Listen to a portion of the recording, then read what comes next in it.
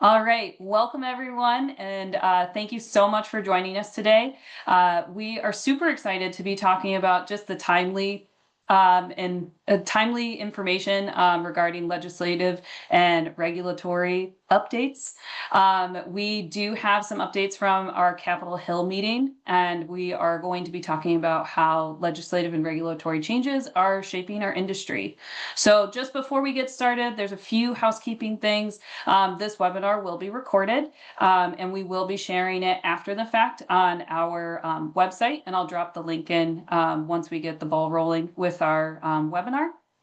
And then we are also encouraging participation. So if you came with questions, please go ahead and use that Q&A chat function at the bottom of your screen to submit questions, and we will get back to you throughout the webinar, or if it's one that we can also respond via email. So today, we are going to be talking about SFA's recent participation in the Association of Food Industries Town Hall and the meetings with Congress that happened earlier this month. And you're going to hear directly from some of our SFA leadership about what's happening on the Hill and just the outcomes of those meetings. And so that will be presented by Delia Murphy, who's our VP of Membership at SFA. Then we invited Emily Leongini from ArentFox Schiff to talk through the latest legislative and regulatory developments. And then we also invited Cason, who's an SFA member and founder of Explorer Cold Brew. And he's going to be talking about how his business is responding to just this ever-changing, evolving situation. So we're really looking forward to this conversation. So just let's get started. So Delia, you can take it away. Awesome. Thanks, Christy. And good morning and good afternoon to everyone, depending on where you are in the country and in the world. Wanted to share a quick update from some meetings that we participated in just a couple weeks ago. Since tariffs continue to be the top concern for our members, I recently had the opportunity to represent SFA in Washington, D.C. on Capitol Hill, and just want to give everyone a quick recap of that. So earlier this month, SFA joined a coalition called We Pay the Tariffs. This group brings together businesses and trade associations to advocate for small businesses that are being hit hard by the recent tariffs this year. While SFA doesn't typically kind of engage in direct advocacy like this, tariffs really continue to be the #1 issue our members raise as a concern. So this was an important opportunity to both educate Congress and to make sure that your voices are heard. So over the course of 2 days, the coalition met with more than 150 congressional offices, which is really incredible. That's a ton of meetings.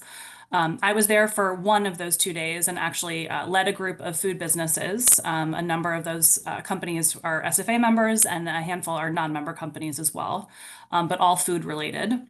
And we had meetings with 1 Senate office and 3 House offices that day. And ultimately, we shared very real stories about how tariffs are hurting companies like yours. So small importers, specialty suppliers, entrepreneurs like yourself who already operate on very tight margins. I used the opportunity to introduce the SFA in general to Congress and congressional staff as a future resource to them. We're really the only organization that can speak on behalf of specialty food companies and our membership base. And I wanted them to know that if they ever need insight into the industry, they can turn to SFA for help. During these meetings, we also really encouraged bipartisan collaboration, since all companies in the specialty food ecosystem exist in both red and blue districts across the US. And even if your company is based in one, you're often working with, companies, distribution, freight, truckers across multiple districts and states in the US. We know that this really matters because many of the ingredients specialty food makers use are not grown here in the US, and ultimately many never could be, even if we wanted them to. Tariffs on these products really directly increase costs, and for many companies, that can mean the difference between surviving or having to shut your doors. Inflation is already difficult enough on tight margins, so tariffs add another unpredictable burden. And hopefully, by showing up as part of these meetings, SFA made sure policymakers heard that reality directly from small businesses, and we want to continue to do that on your behalf. Some great news as well, too. The coalition's effort got some strong national press coverage. Stories appeared in nearly 100 local news affiliates, major outlets like AFP, and some regional papers like the Idaho Statesman and the Spokesman Review. That visibility further amplifies your stories and keeps this issue in the spotlight. So hopefully this is just one way that SFA can continue to advocate for you and your companies and make sure that decision makers understand the challenges that you face every day and make sure that specialty food has a seat at the table going forward. So I'm happy to answer questions, throughout the webinar today about our participation, or if you just want to share feedback, let us know that we should continue down this path to advocate for members. Please share anything in the chat and we'll address throughout the webinar today, and then we'll just continue to provide educational information in general so that members are aware as current tariffs change or new ones are proposed so that you can stay up to date on policies that impact your business. So thank you all. Awesome. Thank you, Delia. I really appreciate you sharing that update. So now I want to turn it over to Emily. And if you could just share what you're hearing and what's going on in the industry in terms of, legislation and regulation. Sure. Hi, Emily Cowley Leongini, partner at ArentFox Schiff. I'm based in our Los Angeles office. And I think I'm going to be the only one not talking about tariffs directly today. That's because I'm in our firm's FDA practice group and not our international trade group. But of course, tariffs are impacting everybody. So I will just throw out a plug for our firm has a tariff tracker that we keep updated. That's the royal we. My smart international trade colleagues keep updated. And maybe Christy, if you have a link to that, we could drop it in the chat. Thank you. So that's a fantastic resource. Yeah, to the extent, if you ever need something to put you to sleep at night, a little light reading, but I joke, of course. So what I'm going to be talking about today is switch gears, and before we turn back to tariffs again, talking about it's not even real legislation or real regulations quite yet, but it's something that's kind of been looming in the background of, as at least as we're advising clients, as particularly on formulation issues. And for those of you who've sat through my town hall presentations in the past, one of the big trends that we've seen are the state level legislation that banning, prohibiting, restricting, requiring warnings on different ingredients, particularly different colorants and additives.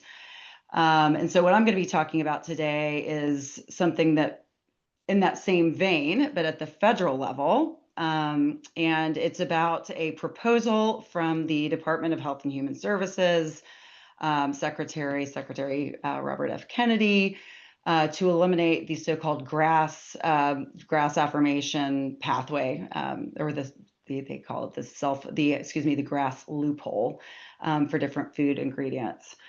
And so what's being proposed? Well, RFK has directed FDA to explore rulemaking to end the practice of self-affirmed grass, generally recognized as safe, and essentially making it mandatory for companies to notify the FDA before introducing new ingredients to the market. Then in addition, HHS has said that it plans to work with Congress to fully close the grass loophole with the overarching goal of increasing FDA oversight and bringing additional transparency to food ingredients that are considered grass. And so I think maybe I should have started with this, but what's the status quo of today and how the current grass system works is there's two main pathways for a substance to be generally recognized as safe, and therefore not have to go through the food additive petition process. The first one is a voluntary notification to FDA where companies can submit their safety data. And then if FDA doesn't have any questions, the ingredient is listed in a public inventory. And then the second pathway is the self-affirmed grass pathway, where companies can convene independent panels of experts to review safety data, but they don't have to notify the FDA or make any determination public. And I'll say to date, FDA has posted about 1,000 grass notices and reviews, or about 75 notices a year. So if the proposals that the current administration, current HHS secretary is pushing for go through, there's a number of different scenarios. I think the most likely and nearest term one is that FDA is making FDA notification mandatory for all new grass uses. And that would likely be implemented through rulemaking or guidance. And then in the longer term, it would be some sort of congressional action, some sort of legislation at the federal level that might require a more full FDA pre-market review and approval of new ingredients that might look something like the current food additive petition approval process. But a lot of it remains to be seen. Like I said, all of this is just kind of in the ether right now. So, but it is something. This is one thing this administration has been doing is doing what they said they were going to do. And so we've seen just a lot of actions from the FDA side that have come to fruition. And so I think we're all thinking it's only a matter of time before something starts to happen on this side.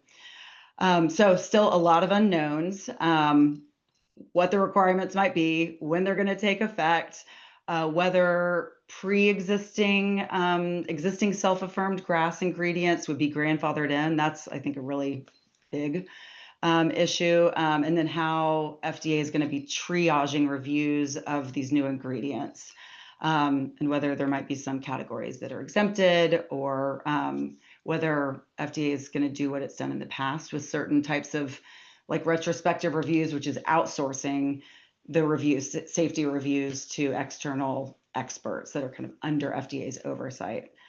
So some things about timing, practicality considerations. One, on the FDA rulemaking or guidance side, that is a lengthy process that can take years. I suspect that there will be litigation that's happening, so that prolongs the process.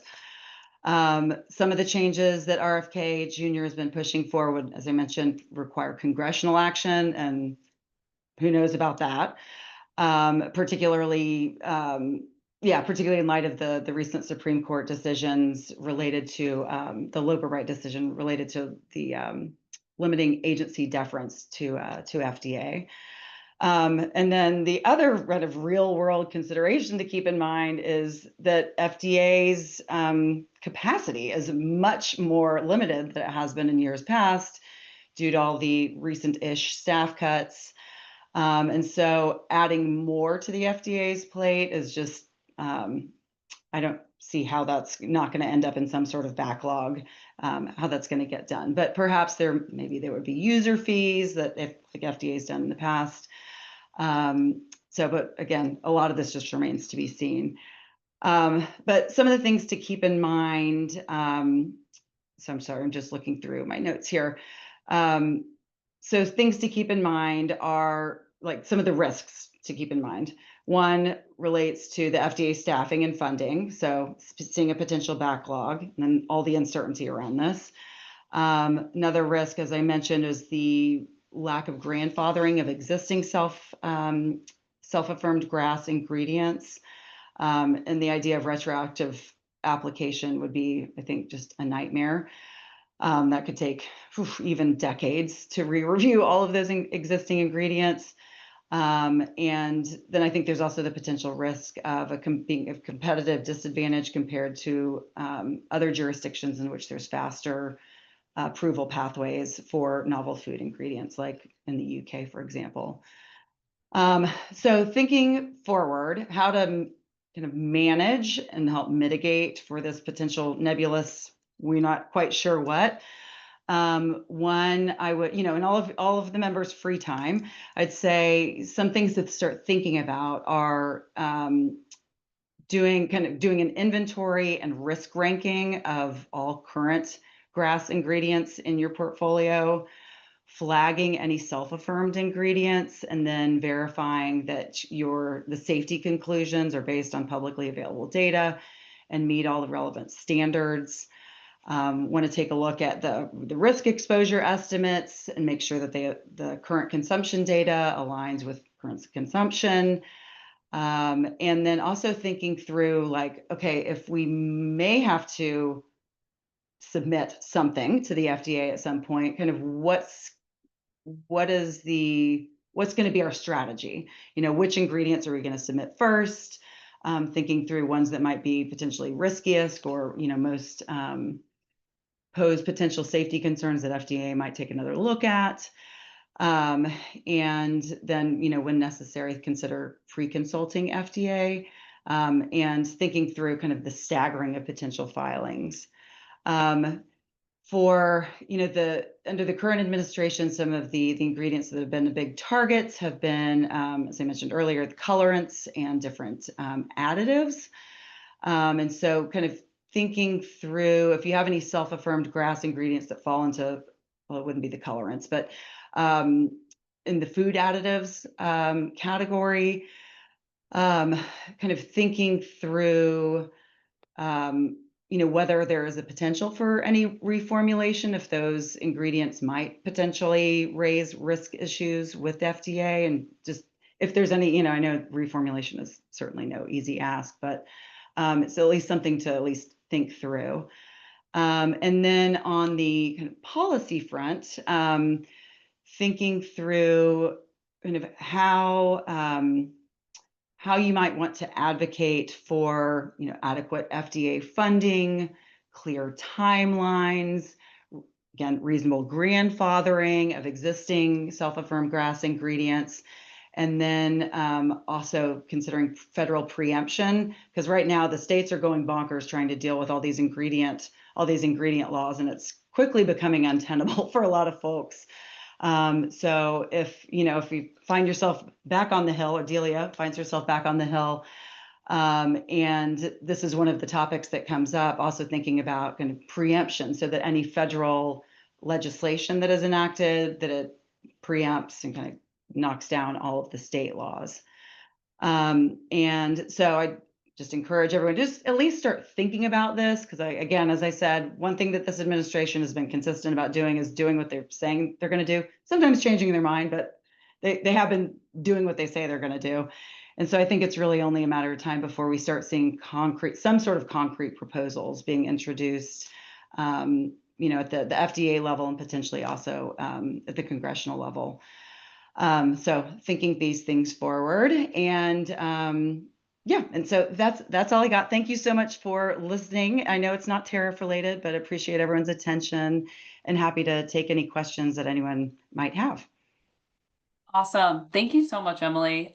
This is a beast. It, like, just hearing you talk about it and then thinking about, what our members are facing, like these, I just appreciate breaking down like what's happening, what we can do to prepare. So I think that dovetails really nicely into what Cason and I are going to be talking about. So Cason, can you just introduce yourself really quick in case people don't know who you are and what your brand is and what you're selling? Sure, Christy. Yes. Hi, everyone. I'm Cason Crane. I'm the founder of Explorer Cold Brew. I am, in fact, drinking some Explorer Cold Brew right now. We offer a range of coffee beverages in different caffeine levels. So if there's any decaf or half calf lovers out there, I am, in fact, drinking a half calf oat latte right now.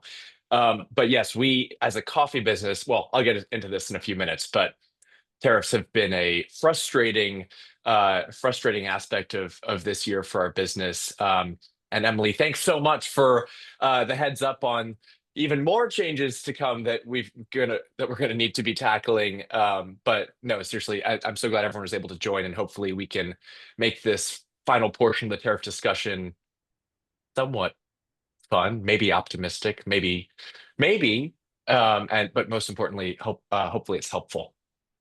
Love it. Thank you. So I think the first question is that I have on my mind is, what have you been doing to stay agile and, staying on top of all of this stuff as it just constantly is shifting at this point?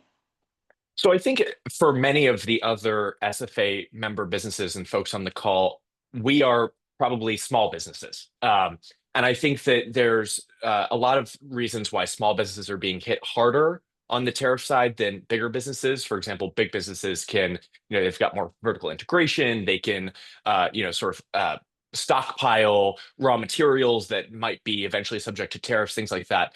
But we also, as small businesses, have some superpowers. And so the number one thing I think is, as someone running a small business, is using our small, nimble size to be agile, to sort of go back to that very early entrepreneurial spirit when you first started your business and you had to be scrappy and potentially think, okay, well, I could do this format or that format, sort of go back to that drawing board and think of it like every day you're back in those early founding moments, because that is, at least for us, what we've found to be the most effective mindset in dealing with the tariffs.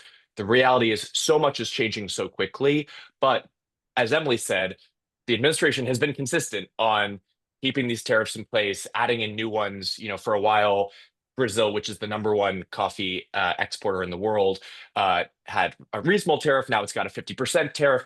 So I think the most important thing is, number one, putting that entrepreneurial, going back to that early days entrepreneurial mindset and constantly looking for ways to optimize for the current situation. I can give some specific examples as well, but I'll pause there. But if helpful, I can go into some examples of what we did at Explorer, for example. Actually, I'll just go into it. Our main, I'll just keep talking. Our primary product line is a line of glass bottled concentrates, and so in the initial rollout of the tariffs, our Chinese made glass bottles were going to be a huge, I mean, they're already expensive. Glass is expensive. There's a lot of reasons why we use glass that are not worth getting into right now. But ultimately, US glass manufacturing is not even remotely competitive, price competitive with China. And so it wasn't about, finding a US supplier. So what did we do? Number one, I looked in the short term to see how much I could reasonably import and warehouse before the tariffs went into effect. Number two, I started looking for alternative suppliers. Again, going back to those early days when you're starting your business and you're talking to multiple different ingredient suppliers, multiple different packaging suppliers, and using our capitalist system to have them compete against each other on price and see whether maybe a different supplier could get a cheaper price, even in the world of the tariffs. Even if they're importing from China, there's always some flexibility. So going back to the drawing board and diversifying the supplier list to see if that can help you get a better price.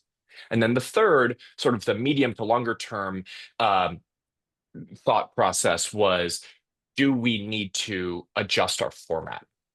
And so as a result, since the tariffs came into place, we have launched this line of canned ready to drink products, this oat latte line, which we accelerated tremendously after the tariffs went into place, because our limited amount of capital was better invested in a product where we knew we could have a sort of a reasonable and consistent margin that wouldn't, with the stroke of a presidential signature, be have our entire margin disappear.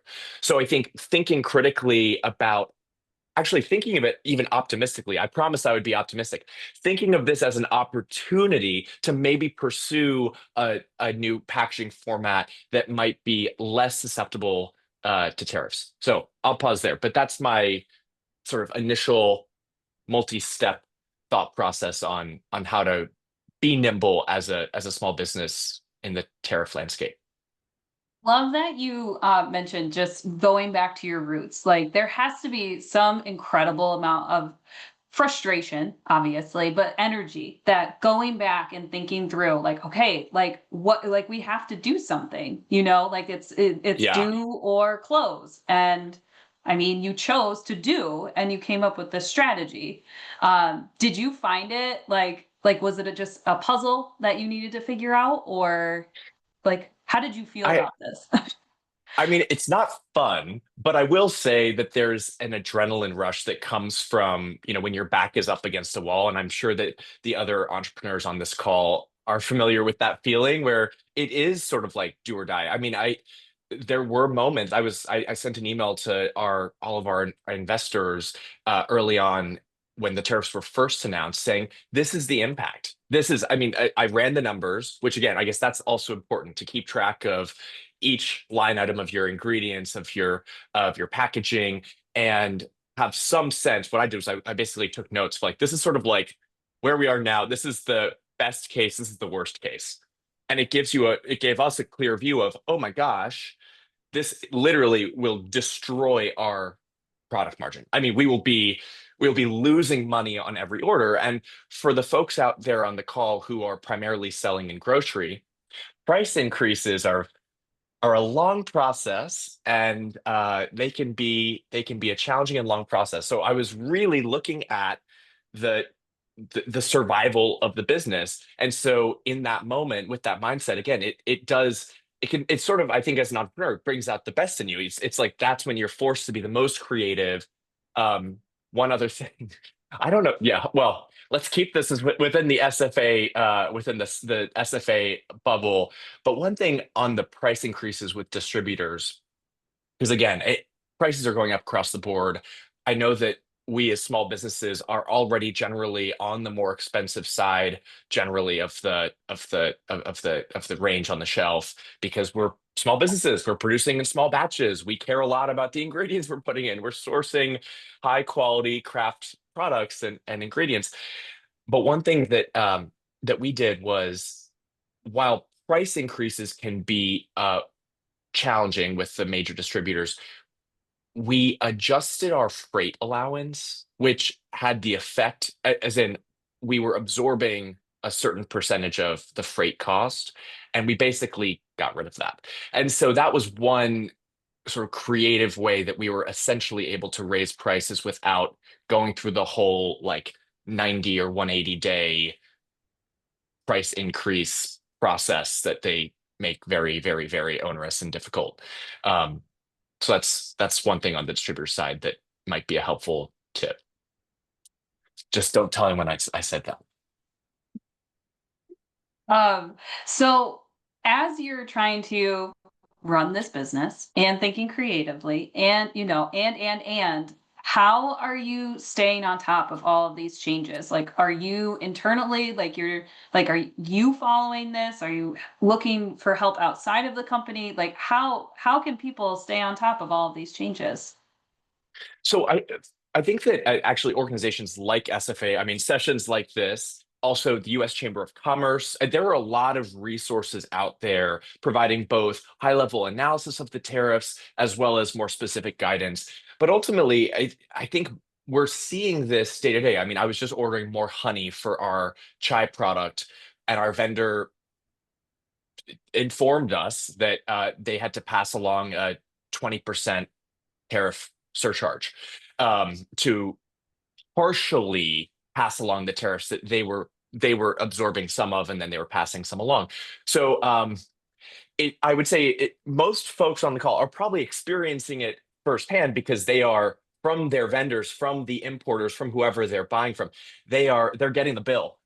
They're getting the bill, so they're seeing it.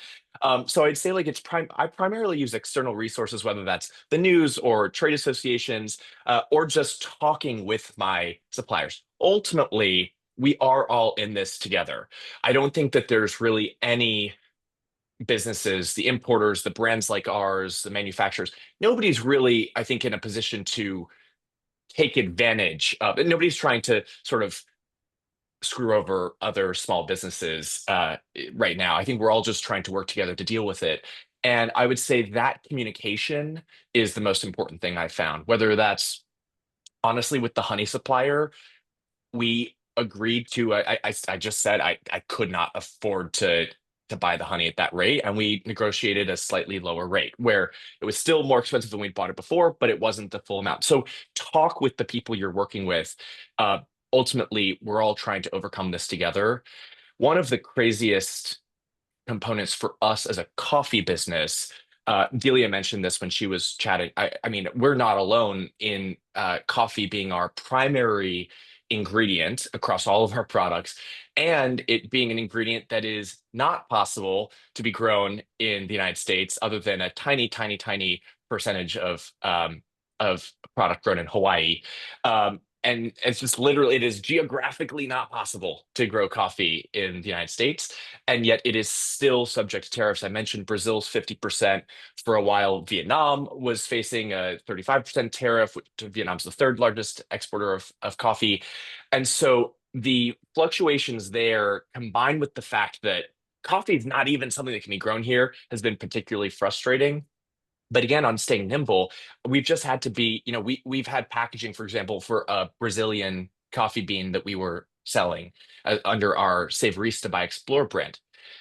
We're not throwing away the packaging. It's just gone to the back of the warehouse because we're not selling that Brazilian bean until hopefully eventually the tariffs go away. So it's having to adapt, and on that note, if you're a direct to consumer business, communicate with your customers too.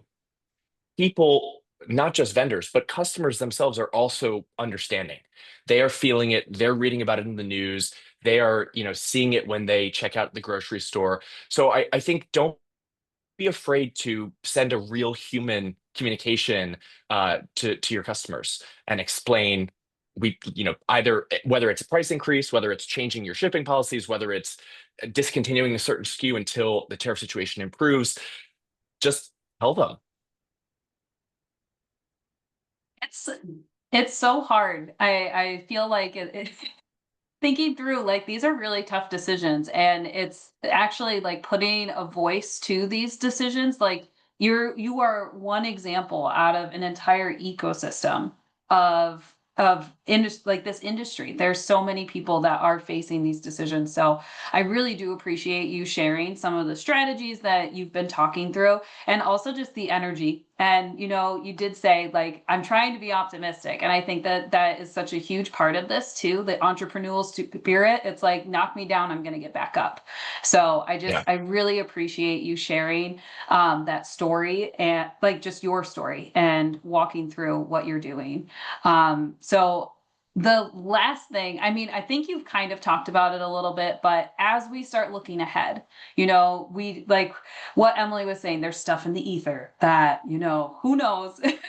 We know it likely may happen, but at the same time, like, how are you, like, not only strategically, but like you're in your mindset, how are you handling this, just the evolving? I just think of like waves right now of just working through this. I think this is going to sort of reiterate some of the points I said before, but trying to find the aspects of that nimble mindset, that agility, that entrepreneurial mindset, trying to find the things that got you excited about starting your business or running your business in the first place. Like for me, introducing this line of oat lattes, it was a pivot, but it was also really exciting because for me personally, I love product development. I love bringing something new to market and having people try it for the first time. And so even though it was a result, moving forward with this project, with this new product line, uh, it was a sort of a silver lining from the challenges that we were facing. We would have otherwise just sort of kept on trying to optimize our supply chain for our primary product line that, we're trying to make more profitable and things like that. So that's also fun in its own way. But trying to also, again, find those moments of excitement. And I do think I think optimism is warranted. One of the initial, while, as Emily said, the Trump administration has been consistent generally about doing what they said they will do, I think that it's been sort of act first, ask questions later approach.